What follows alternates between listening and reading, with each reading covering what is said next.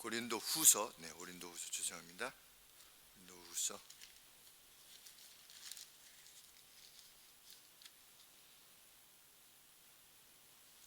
우리가 하나님과 함께 일하는 자로서 너희를 권하노니 하나님의 은혜를 헛되이 받지 말라.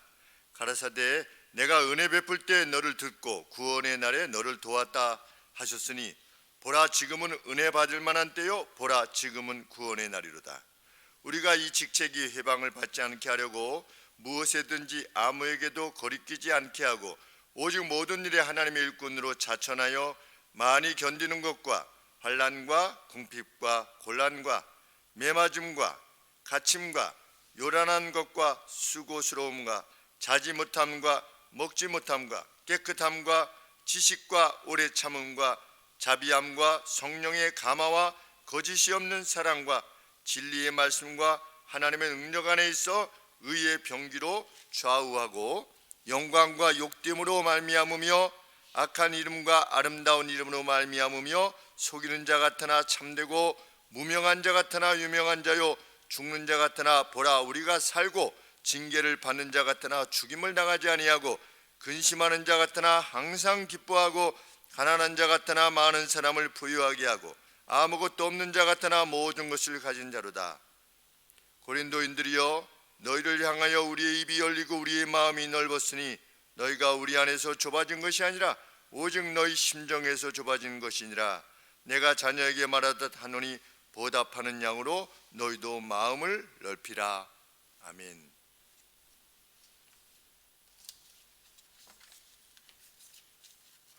문제가 무엇입니까? 고린도 교회가 그 교회를 설립했던 사도 바울에게 마음을 좁힌 것입니다. 저 거짓 사도다, 참된 사도가 아니다 라고 하는 마음으로 자신들의 마음을 좁혔던 것입니다. 그래서 사도 바울이 고린도후서 전체의 내용을 보면 지금까지 계속 1장부터 시작해서 참 당신들의 마음을 넓히시오, 나에 대한 오해를 푸시오 라고 하는 것이 계속 지금 보통은 이제 초반에 문제만 제기하고 이후로는 좀 다른 내용으로 들어가는데 사도 바울은 계속해서 이것을 권하고 있는데, 왜냐하면 사도 바울 자신에 대한 어떤 비웃음을 지니게 되면 사도 바울이 전하는 복음에 대해서도 마찬가지로 같은 태도를 지니게 될 것이기 때문입니다. 오늘도 우리 청년부에서 같이 청년부 성경공부를 하면서 한 청년이 자신은 하나님께서 자신에게 어떤 계획을 가지고 계시다라고 그전에는 좀 믿었었는데 지금은 그러신지 안 그러신지 받아들여지지가 않는다. 그래서 왜 그러느냐 그랬더니 너에게는 하나님께서 지니신 선하신 뜻이 있을 것이다 라고 말씀해 주신 그 누가 자신이 보기에는 하나님의 사람 같지가 않대요. 그러다 보니까 그분이 전해주시는 말씀도 자신에게 이렇게 합당하게 여겨지지 않는다. 참 가정에서나 그 어디에서 우리가 어떤 사람으로 여겨지는가 하는 것도 정말 중요하다는 것을 알게 됩니다. 우리 자신들이 하나님을 정말 높이지 않으면, 그리고 하나님과 관계되어진 것들을 높이지 않는다면, 하나님의 약속을 정말 소중히 여기는 그러한 것이 자녀들에게 목도되지 않는다면 그 자녀들은 복음 자체의 문제가 되는 것이 아니라 복음을 안고 갔던 사람들에 의해서 참 복음을 떠나게 되는 이러한 안타까움이 발생하게 되는 줄 압니다.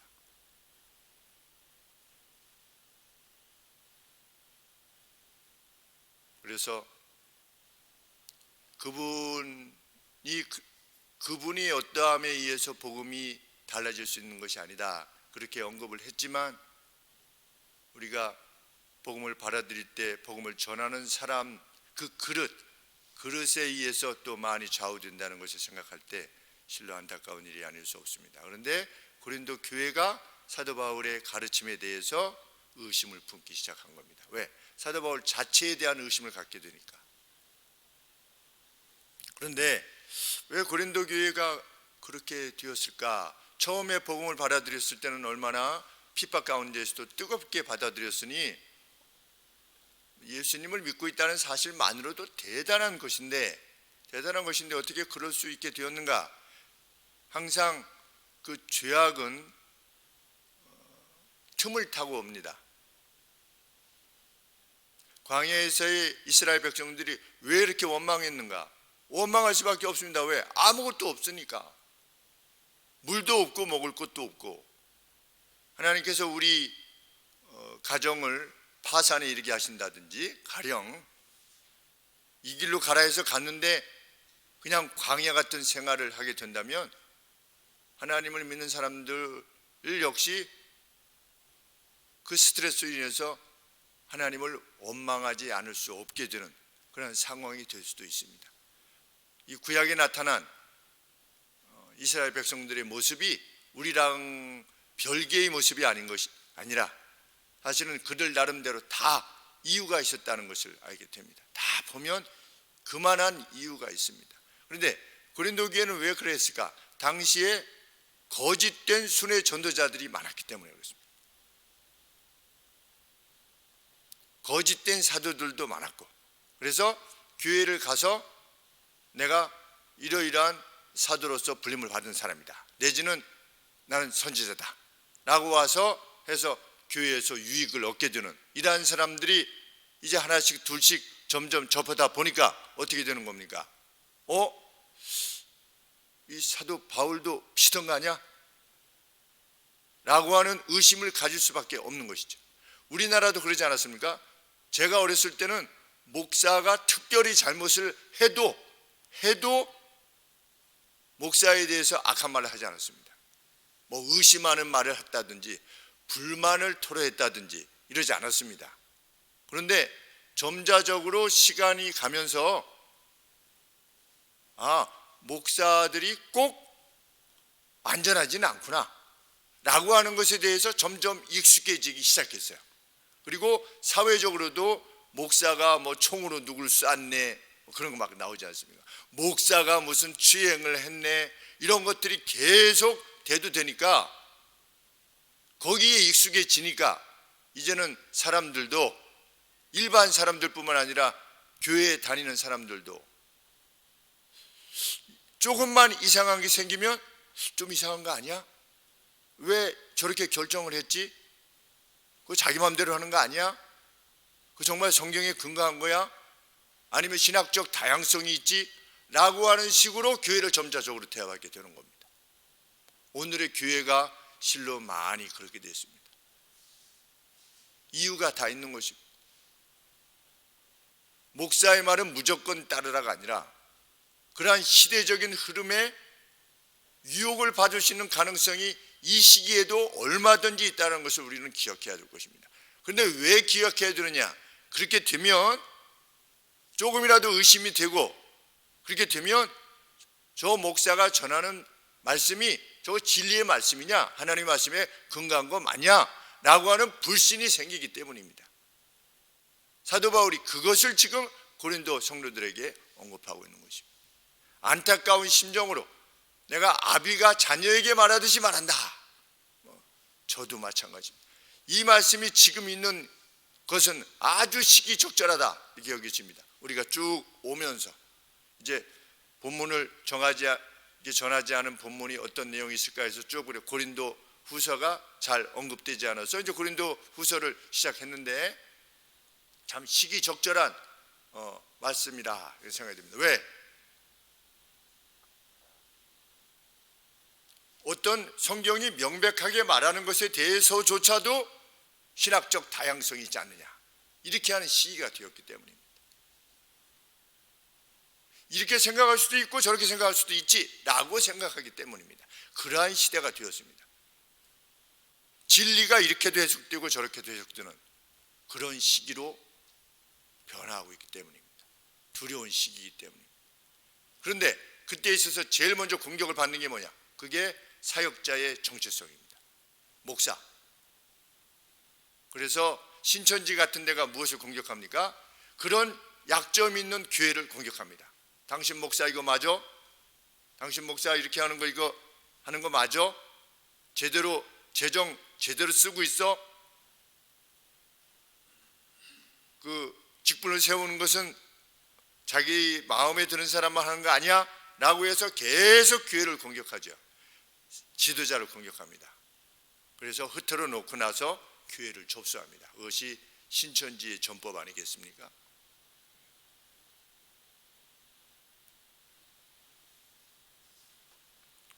모든 사역자들을 다 믿을 수는 없다. 어떻습니까? 그 맞는 말입니다.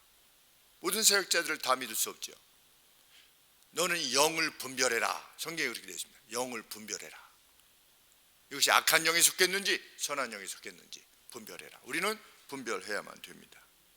그러나 조금만 무엇이 달라 보여도 이내 목사의 진실성을 의심하는 것, 그것은 사도의 진실성을 의심하는 것과 다를 바가 없다는 사실을 염두에 두어야 될 것입니다. 실로. 그래서 성도들을 대할 때도 까칠한 분들이 있죠. 무슨 말을 하면 뭔가 이렇게 돌아오는 답변이 까칠합니다. 나는 혹 까칠한 것이 아니겠는가?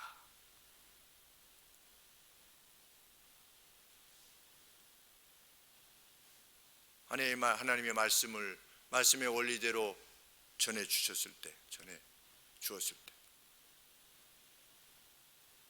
참 이번에 단식원에 가시겠다라고 하신 성도님이 계셔서 거기 단식원은 절대로 가시면 안 됩니다. 그것은 이단입니다. 제7일 안식일 단식원에 절대로 가시면 안 됩니다. 그런데 상황이 가야만 되는 어떤 상황이 되었을 때, 그럼에도 불구하고 권해드렸을 때 하나님의 말씀을 좇아서 그 권함을 따르셨을 때 참 마음에 안심이 되고 참 감사했습니다.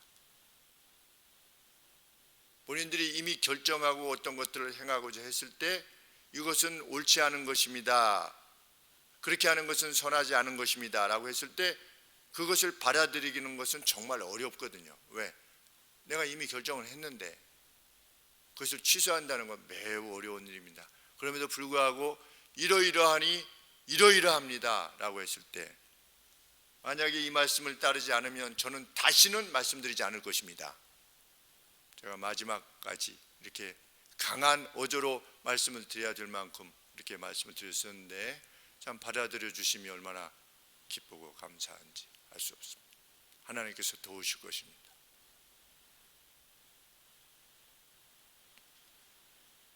물론 제가 알고 있는 목사님들 그 속속이 다 할 수는 없습니다. 속속은 다 할 수 없지만 그래도 10년, 15년, 어떤 분은 한 30년 이렇게 저와 교제하고 교회에 대해서 같이 말씀을 나누고 이런 목사님들, 정말 신실한 목사님들이 자신이 사역을 할 때 어떤 기쁨이 없는,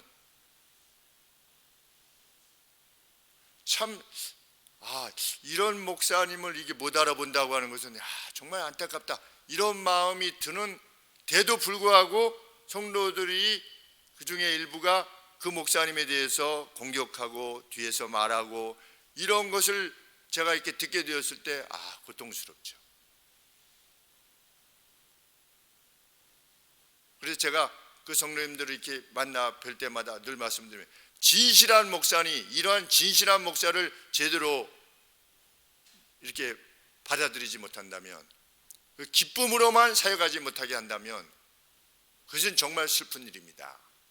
이렇게 제가 말씀을 드리는, 저희 친구, 저희 형 친구가 아니라 동기 목사님, 제가 전에도 한 2번 정도 말씀을 드렸는데 그 예배당 건물이 14층인데 크지요. 아주 14층 꼭대기의 목양실인데 여름에 그렇게 더워도 교회 냉방비를 아끼려고 에어컨을 틀지 않고 선풍기로만 틀고 있다가, 왜냐하면 이제 예배당을 쳤는데 220억을 들여서 쳤어요.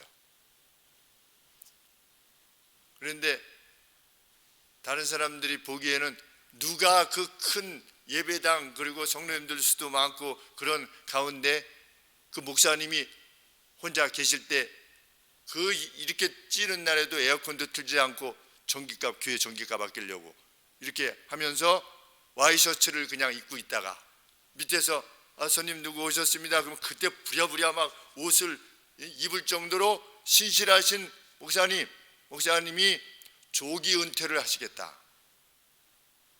마음이 슬퍼서.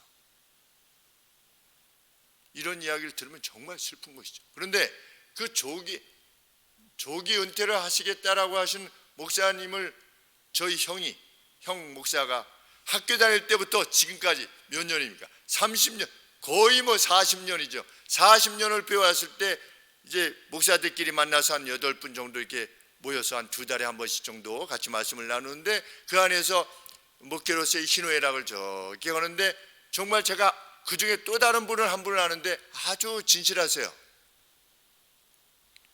그런데 마찬가지 그 안에도 그를 공격하는 이들이 있는 겁니다. 그 교회. 그러한 신실한 목사님에도 불구하고 너무나 안타까운 일이지. 그것은 교회로서도 괴로움이요, 그 개인에게서도 괴로움이요. 사도 바울이 이렇게 권하는 것입니다. 우리 인간은 어쩔 수가 없습니다. 한번 미움에 사로잡힌다든지 의심에 사로잡히면 그 방향으로 가려고 하는 것이 인간의 죄성이라는 것을 우리 스스로 깊이 인식하지 않으면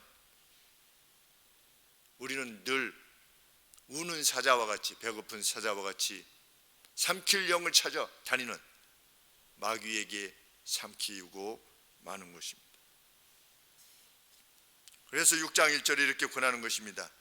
우리가 하나님과 함께 일하는 자로서, 사도 바울 자신의 일행이 하나님과 함께 일하는 우리들입니다. 그런데 그러한 자신들에 대해서 냉소적이고 이랬을 때 당신들을 권하노니 하나님의 은혜를 헛되이 받지 마십시오. 하나님께서 은혜를 주시는데도 불구하고, 자신들의 입술을 통해서, 사역을 통해서 은혜를 주시는데도 불구하고 그것이 무익한 것이 되지 않도록 하십시오. 제발. 오직 기쁨과 감사로만 봐줄 수 있게 하십시오. 왜냐하면 자신이 전하는 것은 진짜니까, 사도 바울의 입장으로서 봤을 때. 그런데 자신들에 대한 잘못된 비평, 그것을 즐김으로 인해서 그들에게 마땅히 전달돼야만 되는 하나님의 은혜를 손상시키지 않게 하옵소서 하십시오. 이렇게 좀 간절히 고린도 성도들에게 권하는 것입니다.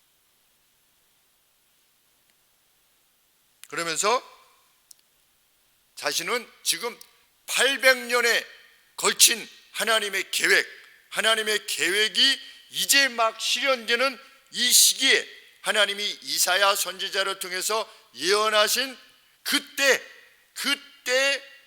이러이러한 일이 있을 것이다 라고 했던 때가 800년 전인데, 이 800년 전에 그 예언이 실행되는 시기가 바로 복음을 전하는 이 시기라고 하는 사실을 지금 드러내므로 사도 바울은 자신이 전하는 복음이 얼마나 중대한 깊이를 지니고 있는 것인가를 밝히고 있는 것입니다.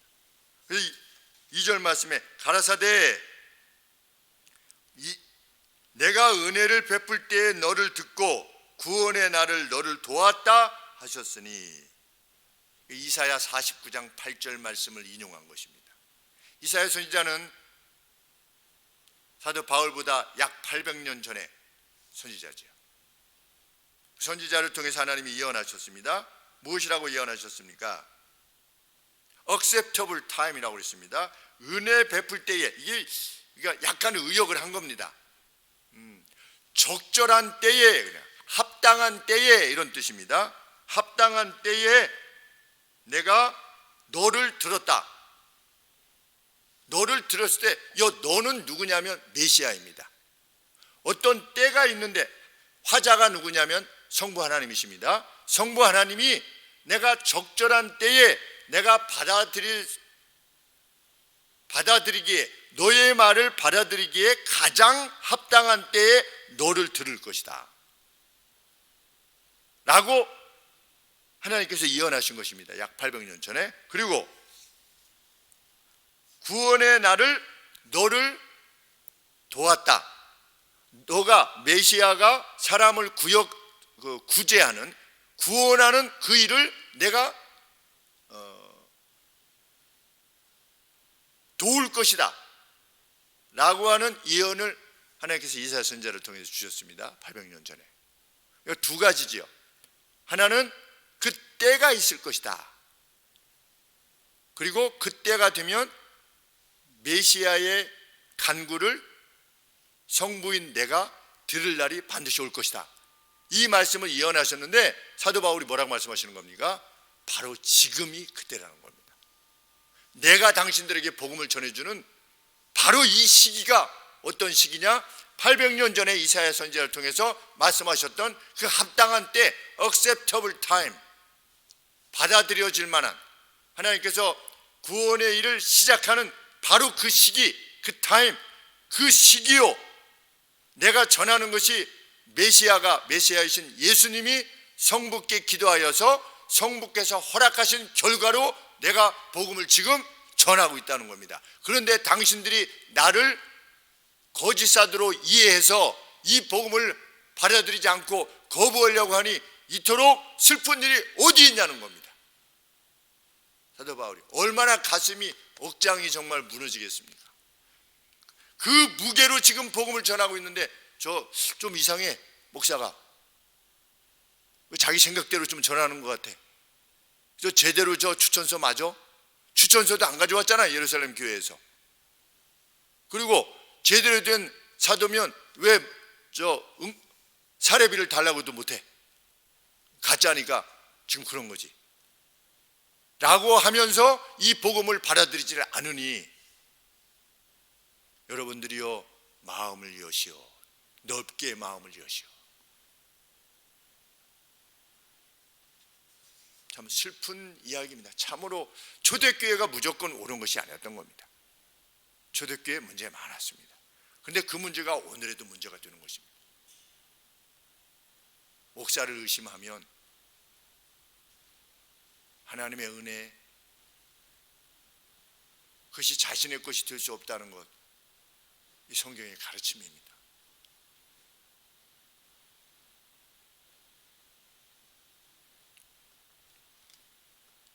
교회와 개인에게, 그 각각의 영혼에게 다시 주어지지 않는 그 acceptable time, 그 안에 미래를 위한 모든 것이 담겨져 있는 그 은혜의 말씀, 그것을 받아들일 수 있는 골든 타임이 있는데 그것을 놓치지 말라는 것입니다. 그것이 2절 말씀 하반절에 하셨으니 보라, 지금이 바로 그 은혜 받을 만한 때요, 하나님이 정하신 그때요, acceptable time이요, 보라, 지금이 구원의 날이로다. 성도들이요, 마음을 넓게 여시오. 그래서 사도 바울은 그 중대함으로 인해서 자신이 전하고 있는 것이 800년 동안이나 하나님이 준비해 오신 그 바로 예언의 성취임을 인식할 때 자기로 말미암아서 이 복음이 방해가 되는 그러한 일이 없도록 온 힘을 다했다고 지금 밝히는 겁니다. 그것이 3절 말씀입니다. 우리가 이 복음을 전하는 이 직책이 회방을 받지 않게 하려고 무엇이든지 아무에게도 우리를 공격할 거리를 주지 않기 위해서 우리가 힘을 다했다는 겁니다. 우리로서는, 사도로서는 힘을 다했다는 겁니다.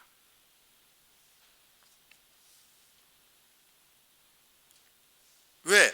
자신에 대한 불신은 혹이라도 조금이라도 뭐가 있으면 자신이 전하는 복음이 제대로 전달되지 못할까 해서.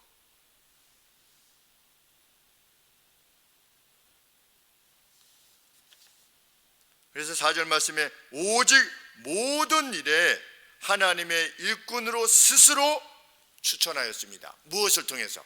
나는 예루살렘으로부터의 추천서가 아니라 사도라면, 진실한 사역자라면 마땅히 지릴 그 내용들을 통해서 내 자신을 추천해 왔습니다. 지금 이렇게 말씀하고 있는 겁니다. 그러면서 그 노력의 내용에 대해서 언급하고 있는데 4절 하반절부터 5절까지는 우리는 복음을 위해서 어려움을 견뎌냈습니다.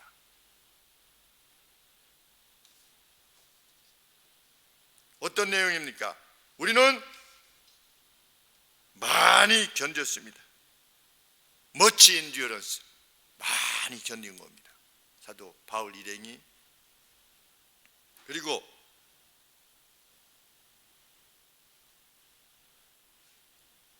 환난을 당했습니다.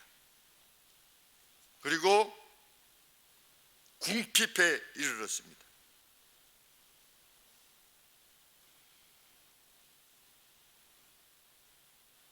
곤란과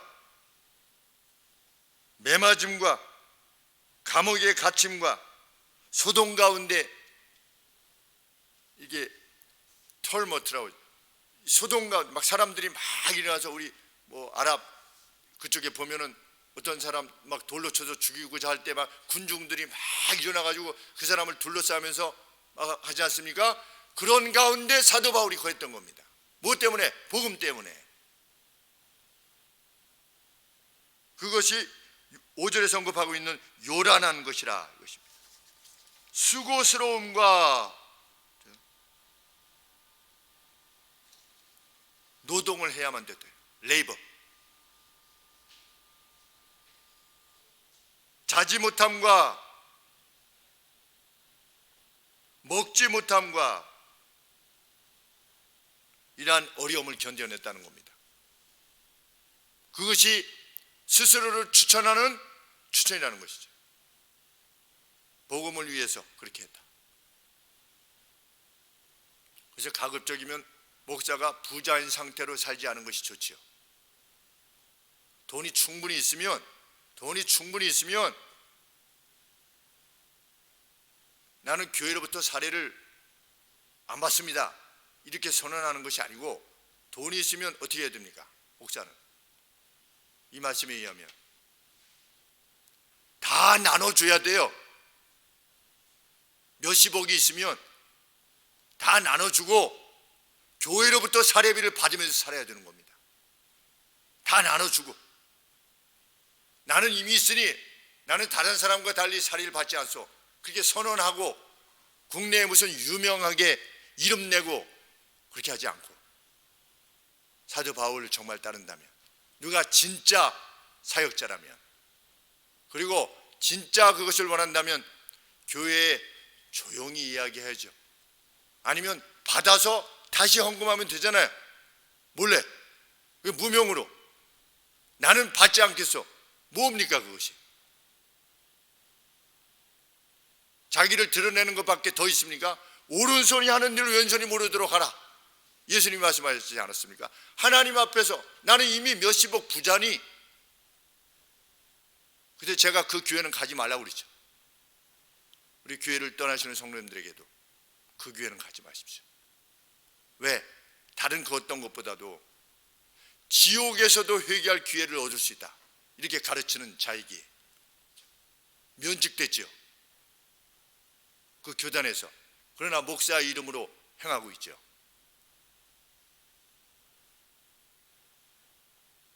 사도 바울을 봐야 됩니다. 어려움을 견뎌냈다. 목사가, 만약에 여러분들이 보시기에 이 목사가 어려움을 견뎌내는 것이 아니라 자기만 잘 먹고 잘 살려고 한다 라고 하면 버려야 됩니다. 실로 비난받아야 되죠. 그런 마음이 조금이라도 든다면 스스로 면직할 것입니다.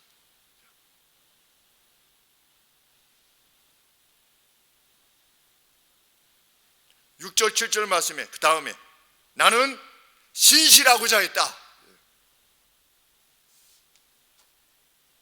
깨끗함과 퓨리티, 내가 말하는 바와 행하는 바가 일치하는 그 퓨리티. 만약에 사역자가 말하는 거하고 행동하는 거하고 좀 달라 보인다, 그거 신뢰할 수 없죠.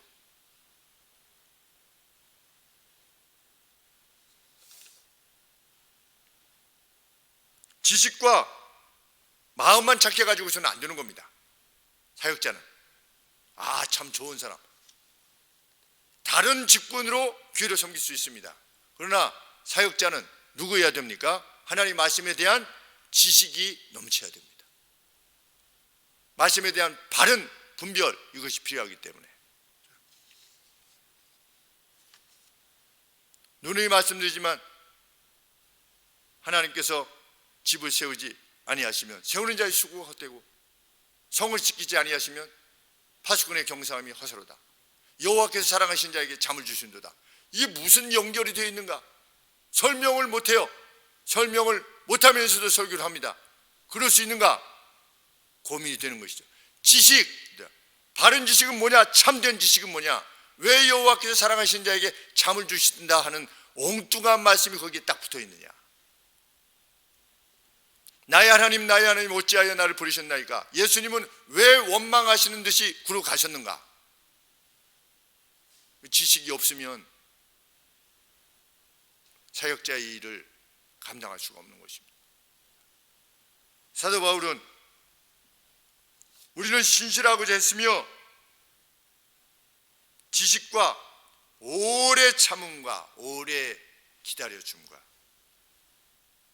사역자가 버럭버럭 화를 낸다. 사역자, 진실한 사역자에게 어렵습니다. 버럭버럭 화를 낸다.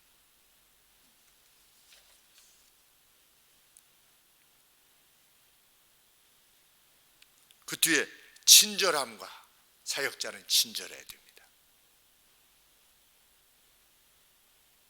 성령과 진정한 사랑과 진리의 말씀과 하나님의 권능을 행사하였다.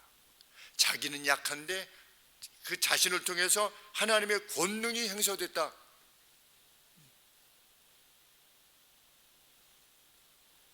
저 사람은 진실한 사역자구나 라고 하는 증거를 하는 것입니다. 그것이 진실함과 지식과 친절함과 동시에 하나님의 권능이 함께하는,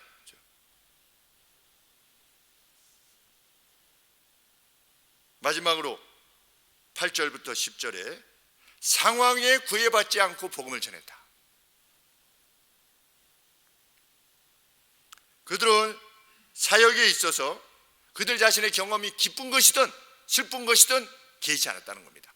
그 누군가 나에 대해서 나쁜 말을 하든 좋은 말을 하든 개의치 않고 하나님 앞에서 행했다는 겁니다.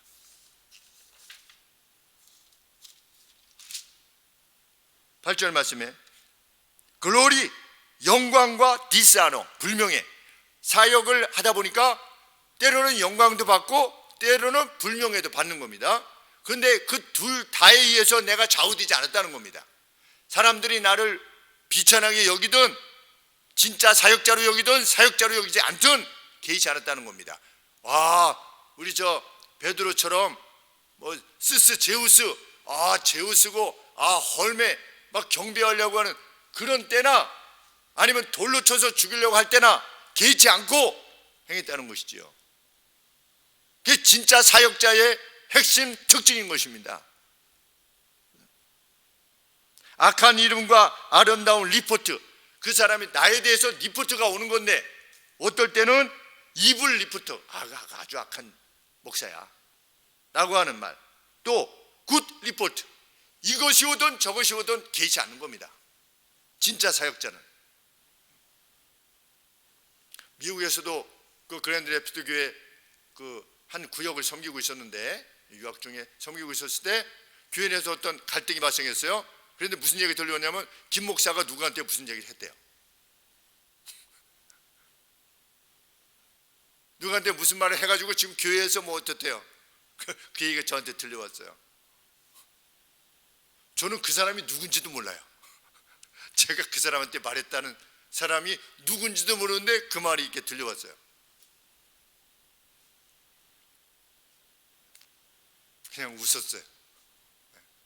이 리포터든 굿 리포터든 뭐 김 목사가 뛰어난 사람이든 라고 하는 소문이 나든 뭐 이런 사람이 소문나든 개의치 않는 겁니다.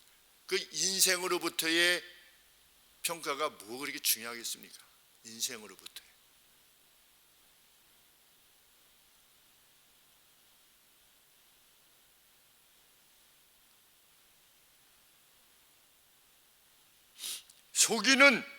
속이는 자로서 여겨지나 그러나 진실한 사람. 다른 사람들은 사도 바울을 속이는 자, 디시버로 여겼습니다. 그런데 자기 마음에 뭐라는 겁니까? 트루하다, 진실하다. 무명한 자 같으나 유명한 자요. 우리 예수님 믿는 사람들이 자신에 대한 인식이 그거 아니겠습니까? 무명한 자 같으나 유명한 자요.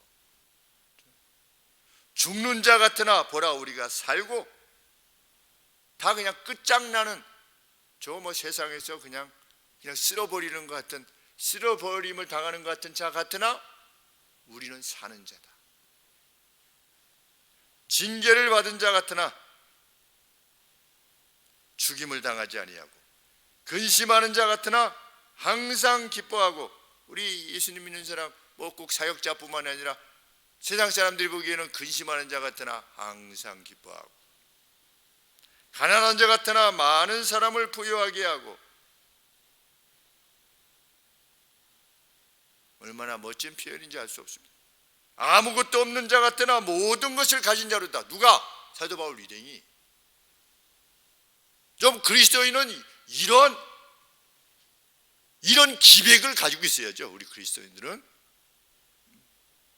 뭐 이렇게 상황이 좀 안 좋아지면 그냥 거기에 막 찔찔매는. 제가 오늘 청년부들한테도 언급을 했습니다. 목사님은 7년 동안, 나는 7년 동안 정말 고통의 시기를 보냈다. 고등학교 3년, 대학교 4년.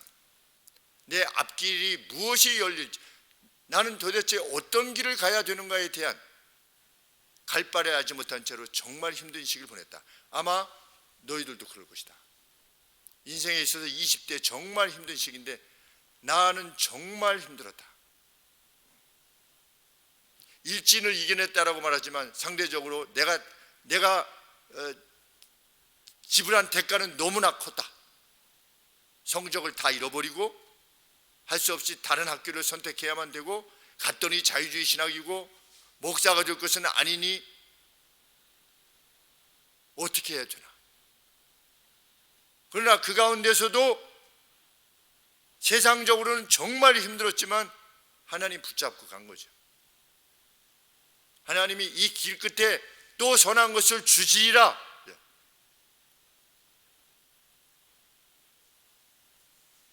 아무것도 없는 자 같으나 모든 것을 가진 자로다. 정말 그러했던 시기라 이렇게 여겨집니다.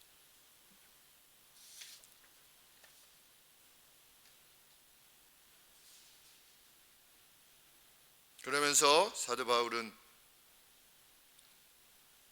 자신의 입이 그들에게 자유롭게 말해왔으니, 그리고 자신들의 마음은 넓게 열려 있으니 그 보답으로 우리들에게도 문을 넓혀 주십시오. 이렇게 권하는 것입니다. 참 목사 사도답습니다. 이와 같은 시험은 언제든지 교회를 공격할 것입니다. 주님 오시는 날까지 교회는 계속 공격당할 것이고, 우리가 전쟁이 나면 제1번 공격지가 어디냐면 비행장입니다. 비행장인 사람은 다 죽는다고 봐야 됩니다. 그리고 레이더 기지, 제가 근무했던 레이더 기지가 1차 미사일 공격 1번 선택지입니다. 마귀가 교회를 공격할 때 누구를 공격합니까? 목사를 제일 먼저 넘어뜨리려고 할 겁니다. 목사 하나만 넘어뜨리면 어떻게 되니까? 교회 성도들 모두가 넘어지니까, 웬만하면 넘어지니까, 교회를 그냥 떠나가 버리니까, 다시는 교회에 대해서 열정을 지니지 않으니까. 무수히 많지 않습니까? 주변에 교회에 대한 열정을 상실해버린, 누구 때문에? 이전에 겪었던 그 어떤 목사님 때문에, 또 누구 때문에 공격할 겁니다. 우리 교회도 공격할 겁니다. 더 공격하겠죠. 왜? 진리에 제대로 서 있는 교회가 되려고 애를 쓰니까 더 공격하지 않겠습니까? 타겟으로 삼을 겁니다. 그래서 저도 두려운 마음으로 늘 살고자 하는 것입니다.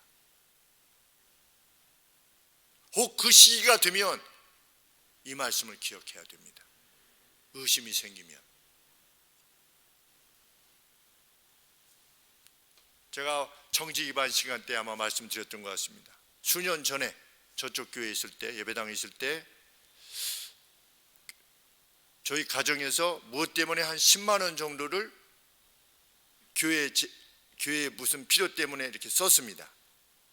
이게 교회에 이제 재정을 해야 되는데 굳이 저거 하기보다 그래서 지방에 가서 주유를 했는데 그 주유를 한 게 한 뭐 5만 원 얼마 되니까 그냥 우리가 10만 원 했는데 10만 원 썼는데 그냥 이거 주유 이걸로 해서 그냥 그거 해도 뭐 특별히 뭐라고 할 사람도 없겠지만 그래도 이 주유해서 한 5만 원 넣고 그냥 5만 원 그냥 헌금한 것으로 그냥 합시다 이렇게 했습니다. 했는데 그 누가 왜 지방에 가서 이게 기름 쓴 거를 김 목사가 교회에 재정 청구를 했느냐 라고 이 제기를 해서 옆에 분들하고 몇 분하고 같이 나눴어요. 그것을. 그래서 제가 그때 많이 슬펐죠.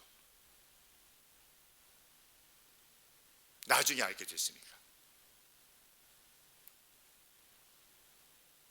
모르겠습니다. 제가 그렇게 한 것이 잘한 건지 못한 건지.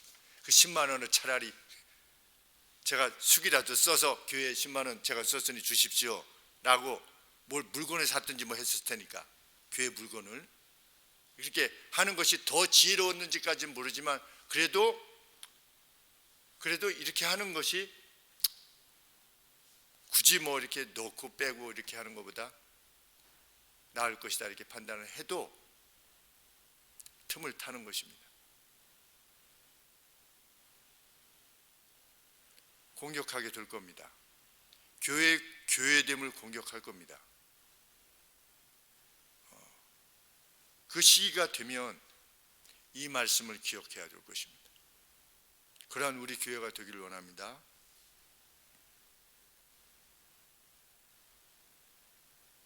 바울의 말씀을 기억함으로 이겨내는 불만이 생기고 불평이 생길 때 이것은 우리들끼리의 싸움이 아니라 공중 권세 잡은 원수 마귀가 우리를 속이려고 하는 것이라고 하는 사실. 그렇게 영적인 존재들에 대해서 정말 확신하며 그 나라를 향해서 가는 거룩한 교회, 그런 교회 되기를 소원합니다. 기도하겠습니다.